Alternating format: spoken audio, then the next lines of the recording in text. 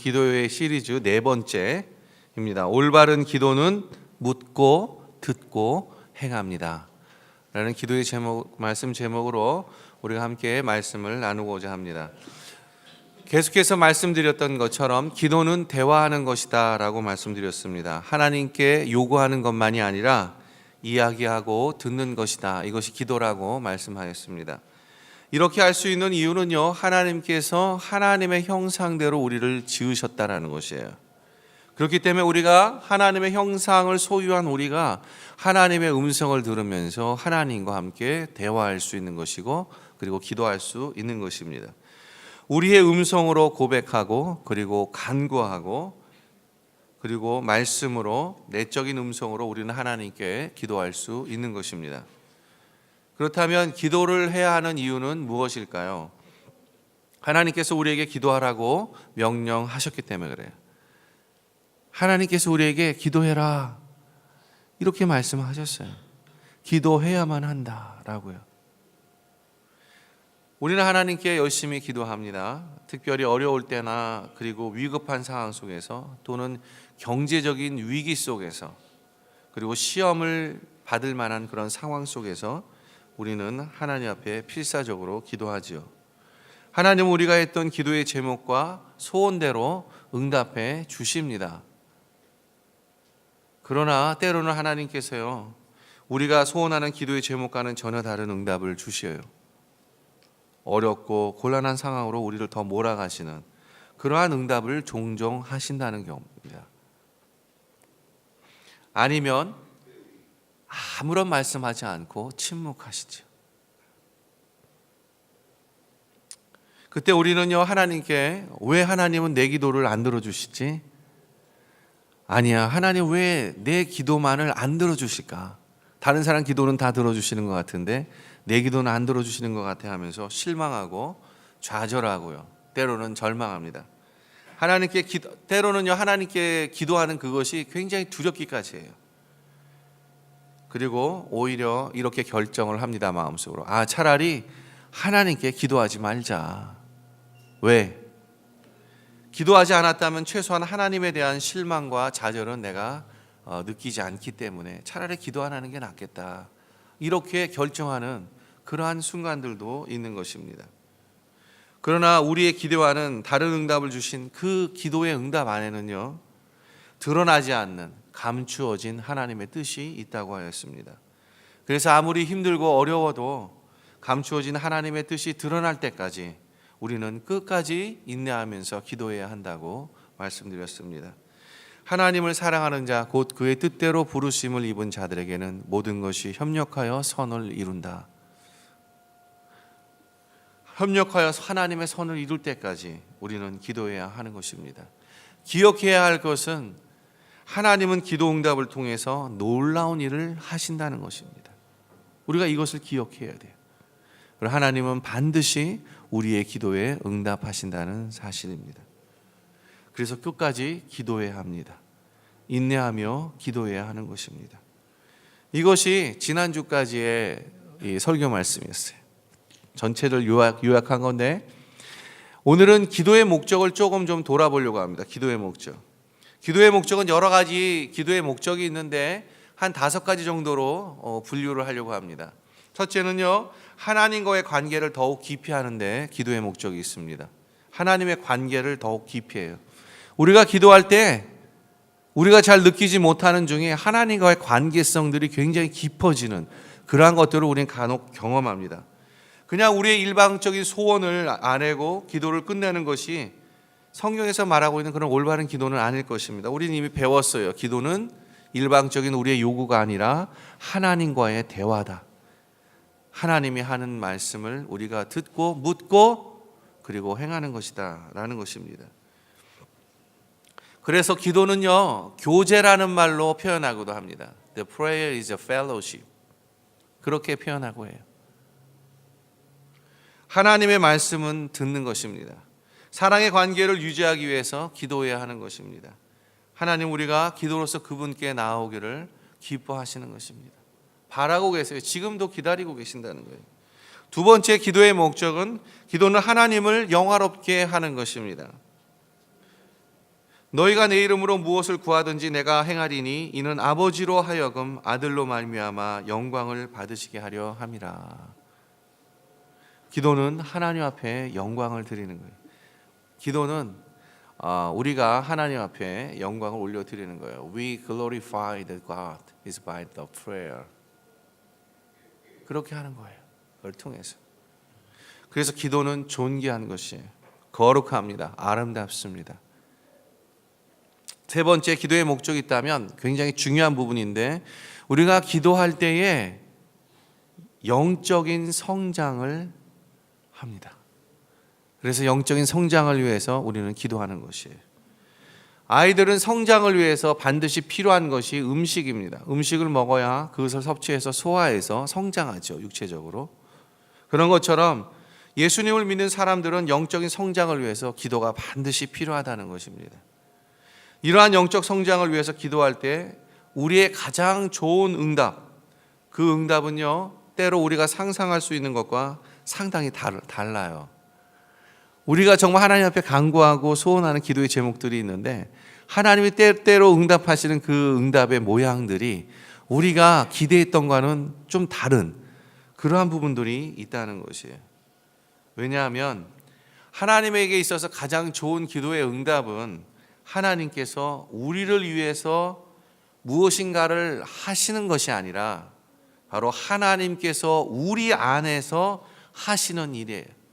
우리 바깥에서 하시는 일이라기보다는 우리 안에서 하나님이 하시는 그것이 바로 우리에게 가장 좋은 기도의 응답일 수 있다는 사실입니다. 하나님, 우리가 원하는 대로 세상을 바꾸고 싶어 하지 않으세요. 하나님께서는 우리를 하나님이 원하는 대로 바꾸기를 원하십니다. 이것이 바로 진정한 내적 변화를 일으키는 것이고, 바로 이것이 진정한 영적인 성장을 이루는 것입니다. 그래서 기도는요, 속사람을 바꿉니다. 여러분, 기도할 때 속사람이 바뀌어요. 왜요? 기도할 때 우리는 우리의 뜻을 내려놓고 하나님의 뜻을 우리는 추구합니다. 그렇기 때문에 우리의 속사람을 바꾸세요. 진정한 영적인 성장은요, 우리의 속사람으로부터의 변화로 시작되는 것이에요. 그렇기 때문에 하나님은 우리의 속사람을 기도를 통해서 바꾸기를 원하시는 것입니다. 기도는 세상을 바라보는 방식의 변화를 일으키죠. 그래서 기도하는 사람의 내면에서 기도는 어쩌면 하나님이 일으킬 수 있는 기적과 같은 것입니다. 왜냐하면 사람이 잘 변합니까? 사람이 잘 안 변해요. 그렇지 않아요? 우리는요, 많이 살아와서 알아요. 사람은 참 변하기 힘들다. 그러나 기도는 사람을 바꿉니다. 기도는 속사람의 변화를 일으킵니다. 그래서 이 기도를 통해서 영적 성장을 이루고 영적 변화를 이루게 되는 것입니다. 영적인 성장은요, 기도가 주는 열매인 것입니다. 네 번째는요, 하나님의 계획을 이루기 위해서입니다. 여러분, 기도의 목적이요, 하나님의 계획을 이루기 위해서예요. 오늘 우리 본문을 통해서 우리가 이것을 또 살펴볼 것인데, 기도는 세상에서 하나님의 계획을 성취하는 거룩한 방법이라는 사실입니다. 그래서 무슨 일을 하기 전에 반드시 하나님께 먼저 물어보는 것, 그것은 너무나도 중요한 일이에요. 오늘 읽었던 말씀을 통해서 우리는 다윗이 무슨 일을 하기 전에 항상 하나님께 먼저 물었다는 사실을 우리는 발견하게 될 것입니다. 그래서 하나님은 다윗을 통해 하나님의 계획을 이루세요. 다윗을 통해 하나님의 계획을 이뤄요. 왜? 그가 먼저 물어보기 때문에. 이건 참 중요합니다.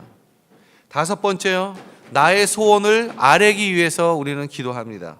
기도를 통해서 우리는 하나님께 우리가 원하는 바를 말할 수 있어요. 우리는 우리의 필요를 위해서 기도합니다. 물론 이러한 것들이 필요하지만, 그러나 기도는요, 하나님의 관계를 깊이 하는 것이 먼저이고, 하나님께 영광을 돌리는 것, 그리고 하나님의 뜻이 이루어지도록 우리는 기도해야 하는 것입니다. 너희는 먼저 그의 나라와 그 일을 구하라. 그리하면 너희에게 모든 것을 더하시리라. 그렇게 말씀하세요. 우리가 하나님 나라의 일 뜻을 먼저 구할 때, 우리의 기도 중에서 그렇게 할 때에 하나님은 우리에게 필요한 어떤 것이 아니라 모든 것을 다 공급하신다는 그 말씀을 우리에게 약속으로 주셨다는 것입니다. 저는요, 오늘 우리가 읽었던 사무엘하 2장부터 1절부터 11절까지의 말씀을 통해서요, 우리는 올바른 기도가 무엇인가라는 것, 그리고 올바른 기도를 했을 때 일어나는 일이 무엇인가. 올바른 기도는요, 끊임없이 묻고 그리고 끊임없이 들으면서 행하게 된다는 것입니다. 이것이 올바른 기도예요. 우리는 이것을 오늘 본문을 통해서 살펴보기를 원합니다. 우리 다 같이 2장 1절을 우리 함께 읽도록 하겠습니다. 같이 읽습니다. 시작. 그 후에 다윗이 여호와께 여쭈어아뢰되 내가 유다 한 성읍으로 올라가리이까 여호와께서 이르시되 올라가라. 다윗이 아뢰되 어디로 가리이까 이르시되 헤브론으로 갈지니라. 여러분, 오늘 이 사무엘하 2장 1절에 보면 다윗이 하나님 앞에 기도하는 모습이 나옵니다. 근데 이 기도하는 모습이 어떠냐 하면 자신의 간구를 막 하는 게 아니에요. 그렇게 하지 않습니다. 어떻게 이야기하냐면, 하나님, 내가 이러한 생각을 갖고 있는데 이렇게 할까요? 라고 하나님의 뜻을 묻습니다. 하나님께 먼저 물어요. 그것이 무엇이냐면, 하나님, 내가 지금 유다 지역으로 하나님 내가 올라가야 되겠습니까? 이렇게 물어요. 이 말은 뭐냐면 자신의 상황이 지금 이스라엘로 돌아가야 되는 그런 상황 속에 있다는 것을 이 다윗은 직감했어요. 왜 그러냐 하면은 다윗이 지금 사는 지역이 어디입니까? 그 사는 지역은 블레셋 지역이에요. 블레셋 지역은 뭐냐면 이스라엘과 블레셋은요, 철천지 원수지간입니다. 그래서 이 이스라엘이 가나안 땅에 정복하면서부터 계속해서 블레셋 사람들과 함께 뭐 했습니까? 전쟁했어요. 그래서 조상 대대로부터 계속적으로 원수같이 지내는 그 민족이 바로 블레셋 민족입니다. 그런데 이 블레셋 지역에 다윗이 가 있는 거예요. 이스라엘과 원수인 이 블레셋 지역에 다윗이 그 지역에서 살고 있다는 것입니다. 왜 그렇습니까? 그것은 사울이라는 이 왕이 이 다윗을 시기하고 미워해서 어떻게 해요? 이 다윗을 기회만 있으면 죽이려고 했기 때문에, 그래서 그거 위험이 너무나 많았죠. 그래서 다윗은 몇 번씩 죽을 뻔한 고비를 넘기면서 결국은 이스라엘에서 가장 오히려 안전할 수 있는 원수된 그 민족, 그 블레셋 지역의 근처에 가서 살고 있는 거예요. 그래서 그 살고 있다가 지금 뭐 합니까? 사무엘하가 사무엘하 2장 1절에 보면요. 1장 1절에 보면요. 사울이 죽고 이렇게 표현하고 있어요. 사울이 죽고. 사울이 죽었다라는 것으로 사무엘하는 시작합니다. 그러니까 다윗이 보기에요, 여태까지 자신의 생명을 해했던 그 사울이 죽음으로 인해서 더 이상 다윗에게는요, 누군가가 나를 죽일 만한 그러한 위험적인 요소가 제거된 거예요. 그래서 그냥 현상적으로 보나 또 현재 일어나고 있는 일들을 보나 다윗은요, 그냥 알았어요. 이제 내가 이스라엘로 돌아갈 때이구나 라는 사실을 너무나 잘 알았어요. 그래서 상황을 보니까 자기가 유다 지파의 사람이죠, 다윗이. 그렇죠? 그러니까 자신의 고향인 유다로 가는 게 맞을 것 같아서, 그렇지만 어떻게 해요? 움직이지 않았어요. 분명히 현실적으로 일어나는 현상들, 또 현실의 사실들, 그리고 현실에 주어진 팩터들이요. 그것이 나로 하여금 무엇인가를 계획하고 이것이 맞아라고 확신하면서 결정할 수 있는 그러한 순간에 내가 행동할 수 있지만, 그러나 다윗은 행동하지 않았다는 사실입니다. 어떻게 했습니까? 오늘 본문에서 보면 하나님, 내가 유다로 올라가야겠습니까? 라고 하나님의 뜻을 먼저 묻잖아요. 오늘 본문에서. 그러니까 하나님이 어떻게 하세요? 그래, 올라가라. 그렇게 얘기해요. Should I go up to one of the towns of the Judah? 그러니까 the Lord said, go up. 그렇게 말씀하잖아요.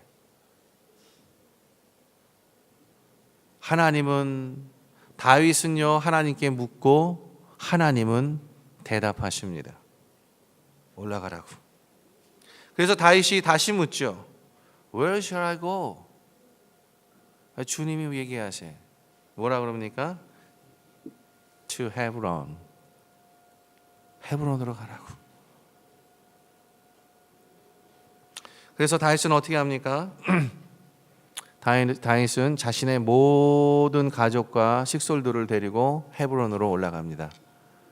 그렇게 얘기했을 때 참 그냥 한순간의 기도 같아요. 한순간에 다윗이 하나님을 향해서 하나님의 뜻이 무엇인지를 묻는 그런 단순한 한 구절입니다. 그렇죠? 그런데 여러분 이게요 역사를 바꿔버립니다. 이 단순한 하나님 앞에 물었던 이 다윗의 기도가 엄청난 하나님의 역사를 일으켜버려요. 왜 그렇습니까? 여러분 이 일 이후로요 다윗이 헤브론으로 올라갑니다. 근데 놀랍게도 헤브론에서 유다의 왕으로 기름 부음을 받습니다. 다윗이 유다의 왕으로요 기름 부음을 받아요. 유다의 왕이 돼요. 왕이. 다윗이 이것을 알았을까요? 아니요, 몰랐죠. 단지 다윗이 한 것은 무엇이었냐? 하나님께 묻는 거였습니다. 기도하면서 하나님께 묻는 것이었어요. Where shall I go up? 이것이었어요. 그냥 단지. 뿐만 아니라 궁극적으로요. 이 도시에서, 이 헤브론이라는 도시에서, 이 하나님이 응답했던 이 헤브론이라는 도시에서 이 이스라엘의 유다의 엄청난 사건들이 하나님으로부터 만들어지기 시작합니다. 첫 번째가 다윗이 유다의 왕이 되는 것이었어요. 우리는 단순히 다윗이 하나님께 묻는 이 기도의 행위를 통해서 우리가 그냥 물을 수 있지라고 우리는 생각할 수 있겠지만은, 그러나 여러분 이 다윗이 하나님 앞에 묻는 이 태도를 보면서 우리가 생각해야 될 것이 있어요. 그것은 뭐냐면 기도라는 것은 모든 일에 하나님의 주도권을 인정하는 것입니다. 모든 일에 하나님의 주도권, 프라이어티가 하나님께 있다라는 것을 우리가 기억해야 돼요. 그것을 보여주고 있는 거예요. 자신이 무엇을 해야 할지, 넥스트 스텝이 무엇인지를 내가 다 아는 그 순간 속에서 다윗은 스스로 자신이 결정하고 나아가지 않았습니다. 대신 다윗은 하나님께 먼저 물어봐요. 알지만, 계획이 있지만 물어보는 것이에요. 그때 하나님이 이것을 기뻐하셨어요. 너무 기뻐하셨어요. 그래서 구체적으로 말씀합니다. 올라가라. 내가 어느 시티로 갈까요? 타운으로 갈까요? 구체적으로 더 물어봅니다. 그랬더니 뭐라고 해요? 헤브론으로 올라가라. 근데 헤브론에서 역사가 일어났어요. 유다의 왕이 됩니다. 다윗이. 그러나 그것으로만 끝나지 않아요. 나중에 보겠지만은 이스라엘이 모든 장로들이, 나머지 이스라엘에 있는 모든 장로들이 다 헤브론으로 와서 이 다윗을 유다와 온 이스라엘의 왕으로 삼는 역사적인 사건이 일어납니다. 무엇입니까? 갈라졌던 이스라엘, 분리되었던 이스라엘이 하나의 통일 왕국으로 되는 그 놀라운 일이 바로 이 헤브론에서 일어났다는 사실이에요. 누가 알았겠어요, 이것을? 다윗이 알았을까요? 아니요. 아무도 몰랐어요. 누구 외에? 하나님 외에 아무도 몰랐던 것입니다.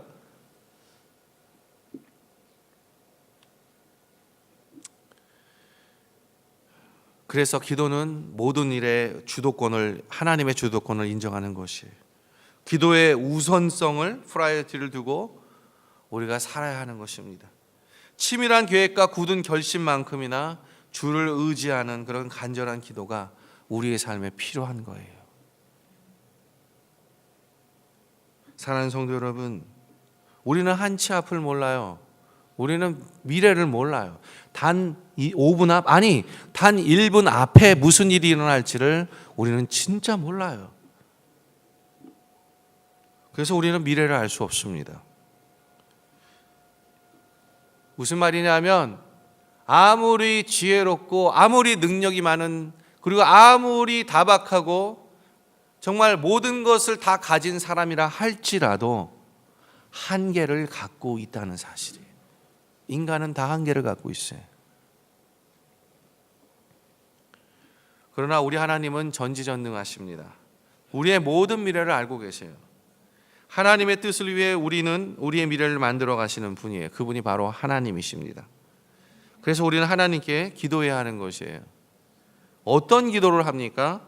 무엇보다 먼저, 어떤 것보다 먼저 하나님께 묻는 것입니다. 아무리 내 계획이 명확하고 명백해 보여도 하나님 앞에 묻는 것이에요. 그것을 하나님의 뜻이 무엇인지 먼저 묻는 것입니다. 그런 기도를 해야 돼요. 이것이 하나님의 주도권을 인정하는 것이고 우리가 하나님을 의지하는 것을 드러내는 것입니다. 그리고 하나님의 음성을 듣는 것입니다. 오늘 우리는요, 말씀을 통해서 두 나라가 세워지는 것을 봅니다. 오늘 이렇게 하나님께 묻고, 그렇죠? 하나님께 묻고 기도하면서 세워지는 유다라는 그런 나라가 있고, 우리가 8절 9절에 보면 아브넬이 이 사울의 이 아들인 이스보셋을 통해서 세워지는 그러한 이스라엘의 나라가 있습니다. 다윗의 나라는요, 기도로 세워진 나라라고 했습니다. 하나님을 의지하며 먼저 하나님의 뜻을 묻고 하나님의 뜻을 듣고 순종하는 행동을 통해 세워진 그 나라입니다.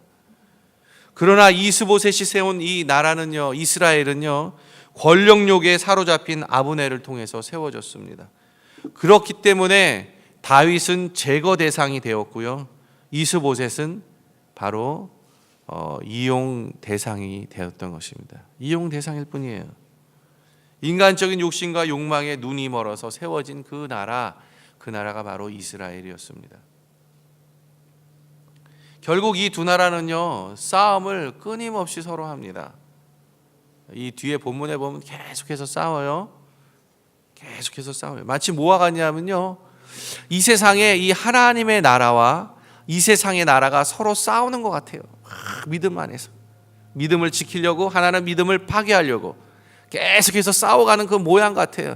우리들의 모습 같아요. 어떤 면에서는 우리들의 삶의 모습이 이 안에 드러나고 있는 것 같은 느낌이 듭니다. 사울이 사라져서 싸움이 끝날 것 같았는데 싸움은 끝나지 않았습니다. 그런데 하나님은 이 두 나라에 대해서 이렇게 말씀하세요. 우리 같이 함께 읽겠습니다. 3장 1절 한번 찾아보세요. 3장 1절. 우리가 같이 3장 1절 한번 찾아보겠습니다. 3장 1절 있습니다. 시작. 사울의 집과 다윗의 집 사이에 전쟁이 오래매 다윗은 점점 강하여 가고 사울의 집은 점점 약하여 가니라. 네, 사울의 집은 점점 약하여 가고 다윗의 집은 점점 강하여집니다. 이것이에요. 근본이 달라요. 세움의 기초가 다릅니다. 그런데 분명한 건 시간이 지나면 지날수록 다윗의 나라는 점점 강해지고 바로 이스보셋의 나라는 점점 약해진다는 사실이에요.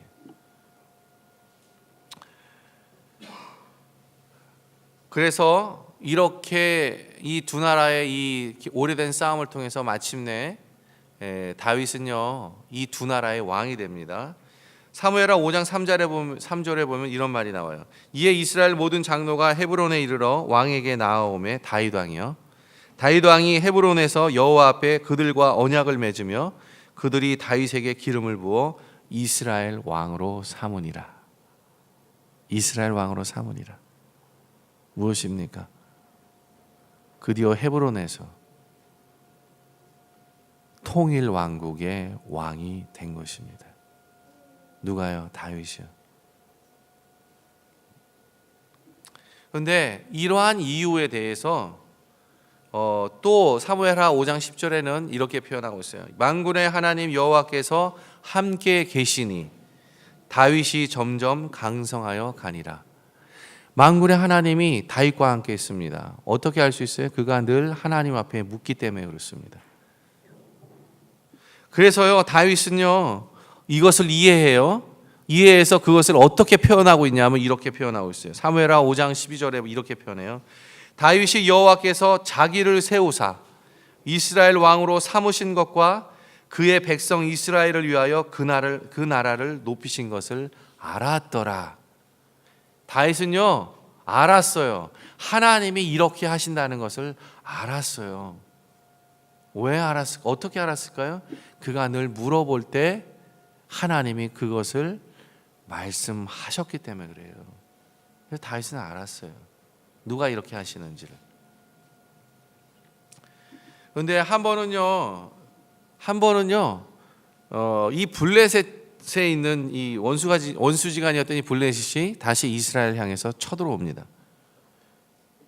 이 다윗, 강성해진 이 다윗의 왕국의 기세를 꺾기 위해서 쳐들어오는데, 그때 다윗이 제일 먼저 행했던 일이 바로 기도입니다. 그리고 하나님께, 이 기도는 무엇이었냐면 하나님께 묻는 것이었습니다. 하나님께 물어요. 우리가 다 같이 한번 찾아보기를 원합니다. 사무엘하 5장 17절 한번 보세요. 사무엘하 5장 17절. 사무엘하 5장 17절부터 21절까지 우리가 한 절씩 교독하도록 하겠습니다.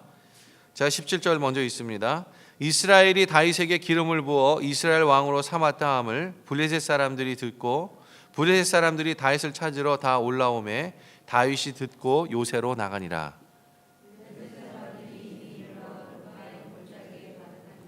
다윗이 여호와께 여쭈어 이르되 내가 블레셋 사람에게로 올라가리이까 여호와께서 그들을 내 손에 넘기시겠나이까 하니 여호와께서 다윗에게 말씀하시되 올라가라. 내가 반드시 블레셋 사람을 내 손에 넘기리라 하신지라.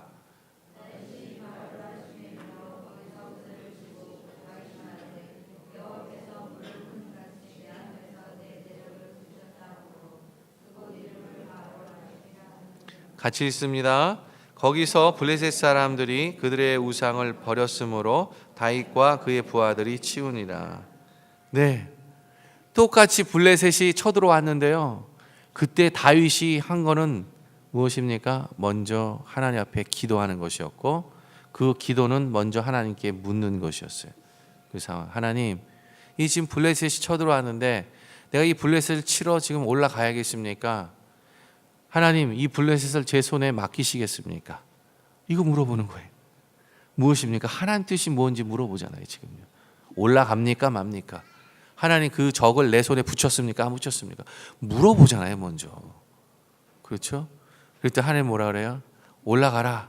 내가 이 블레셋을 너 손에 붙였어. 걱정하지 마. 올라가. 그러니까 다윗이 어떻게 해요? 그것을 듣고 그대로 행합니다. 그럴 때 하나님이 어떻게 해요? 먼저 블레셋 진영을 어떻게 해요? 흩어버리셨어요. 물과 같이. 그러니까 막 오합지졸이 돼버렸겠죠? 얼마나 급한지 그들이 찰떡같이 믿고 있는 그 우상들을 그냥 다 내버려 두고 도망간 거예요. 그 정도로 정신이 없었던 거예요. 이해하시죠? 싸울 만한 기세가 없었던 거예요. 완전히 끝나버린 겁니다. 그래서 전쟁에서 뭐예요?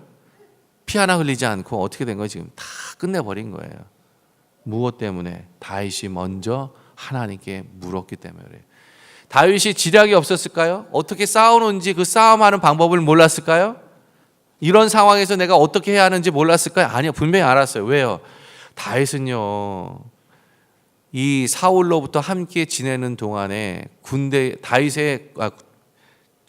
장관뿐만 아니라 이 사울의 이 사위로서 전쟁에 굉장히 능한 사람이었어요.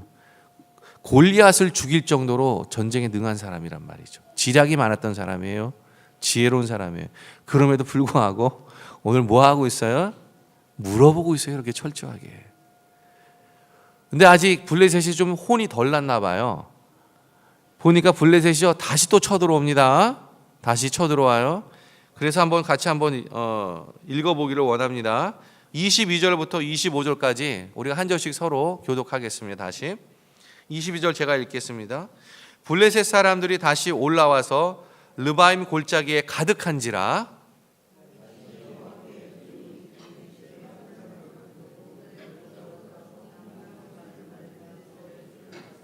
뽕나무 꼭대기에서 걸음 걷는 소리가 들리거든 곧 공격하라. 그때 여호와가 너보다 앞서 나아가서 블레셋 군대를 치리라 하신지라. 같이 있습니다. 이에 다윗이 여호와의 명령대로 행하여 블레셋 사람을 쳐서 게바에서 세겔까지 이르니라. 야, 블레셋이 아직 정신을 못 차렸어요. 하나님이 함께 하시는 이스라엘에 대해서. 쳐들어오니까요, 또 엄청난 숫자가 골짜기에 모인 거예요. 이번엔 다른 골짜기죠. 그런데 이번에 다윗이 또 뭐 합니까? 다윗이 하는 게 제일 먼저 하는 게 뭐예요? 하나님께 묻는 거예요. 이번엔 어떻게 하겠습니까? 그렇게 하니까 하나님 뭐 하세요? 어떻게 전쟁해야 할지를 다윗에게 말씀해 주세요. 이번엔 뭐예요? 게릴라전 하라고요. 게릴라전 하라고. 네? 저번에는 전면전을 했다면 이번에는 게릴라전 하라고 그렇게 이야기하잖아요. 그래서 뽕나무 밑에 숨어서 그들이 오는 걸 기다렸다가 그들을 칩니다. 그랬더니 그들이 순식간에 하나님 먼저 그들을 흩어버리셨죠? 그러니까 또 가지고 똑같이 승리하는 거예요. 다윗이 한 게 뭡니까? 하나님 앞에 먼저 묻는 것이었어요.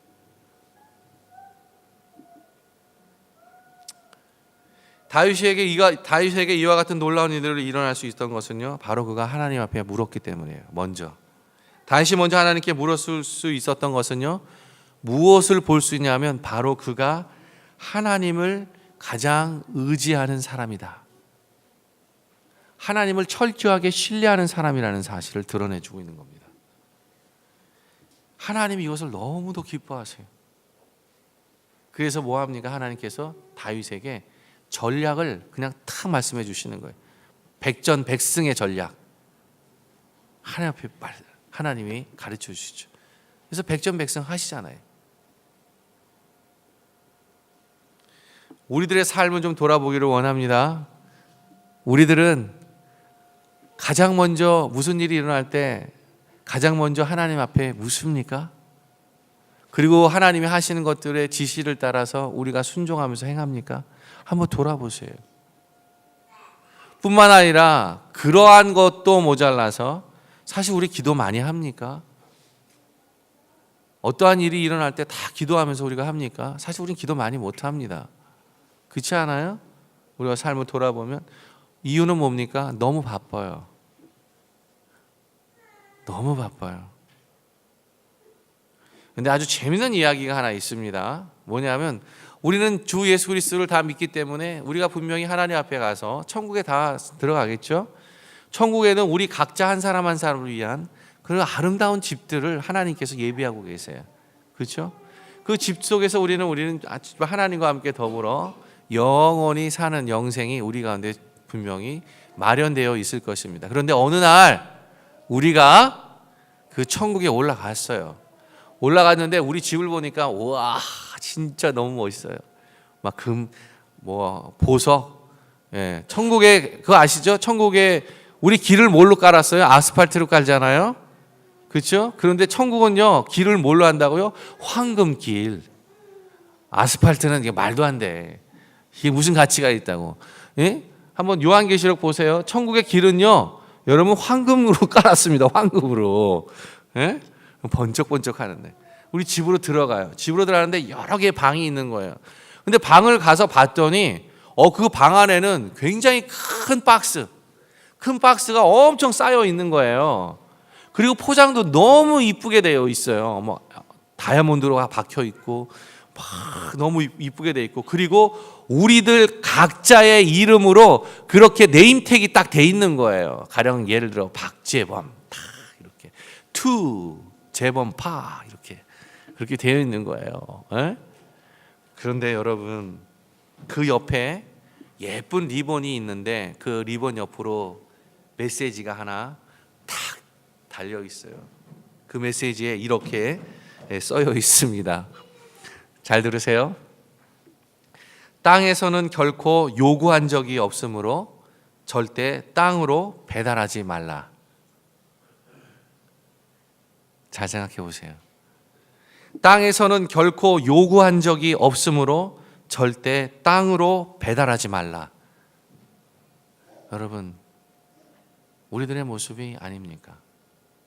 하나님은요, 우리의 집에 각 방에 정말 아름답고 귀한 것들, 기도만 하면 정말 주시려고 준비하는 것들을, 그 이쁜 박스들을 다 준비하고 있는데, 근데 여전히 배달되지 못해요.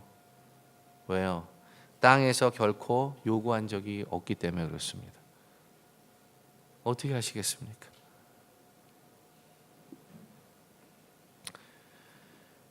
우리가 하나님께 잘 기도하지 못하기 때문에 못 받는 경우가 참 많아요. 기도를 하더라도 우리의 요구만 하고 기도를 끝냅니다. 다윗처럼 묻고 들으려고, 들어도 행하려고 하지 않습니다. 우리는 오늘 다윗이 하나님께 먼저 묻는 것을 보면서 하나님이 이것을 얼마나 기뻐하는지를 발견합니다. 뿐만 아니라 묻는 자에게 응답하시면서 하나님이 계획한 미래를, 그러한 일들을 이루시기 위해서 듣게 하시지요. 묻는 자가 듣는 것입니다. 묻는 자가 듣는 것이에요. 듣는 자가 행하게 되는 것입니다. 듣는 자가 행하게 되는 것이. 그렇게 될 때 우리를 향하신 하나님의 뜻이 마침내 이루어지는 것입니다. 성도 여러분, 인생의 여정 속에서 우리는 수많은 어려움과 고난을 만나게 됩니다. 슬픔과 고통, 때로는 절망을 느끼기도 합니다. 하지만 그것은 항상 우리들의 걸림돌이 되는 것은 아니에요. 항상 우리에게 걸림돌이 되는 것이 아니에요. 때로 나의 믿음의 성장과 성숙을 위한 하나님의 도구로 사용되기도 합니다. 분명한 것은 그러한 상황 속에서 우리는 하나님께 기도해야만 한다는 것이에요. 다윗과 같이 하나님께 묻고 듣고 순종하면서 행해야 하는 것입니다. 왜냐하면 하나님께서 우리의 미래를 알고 계시고, 그리고 하나님께서 가장 좋은 것, 가장 좋은 길, 가장 좋은 방법을 알고 계시기 때문입니다. 그래서 우리는요, 하나님께 먼저 묻는 기도로 시작해야 합니다. 우리 한인연합교회 모든 성도님들은요, 이렇게 하나님 앞에 먼저 물으면서 하나님을 신뢰하고 의지하는 모든 하나님의 기쁨 되시는 자녀 되시기를, 기도의 용사들이 되시기를 주님의 이름으로 축복합니다. 우리 함께 기도하겠습니다.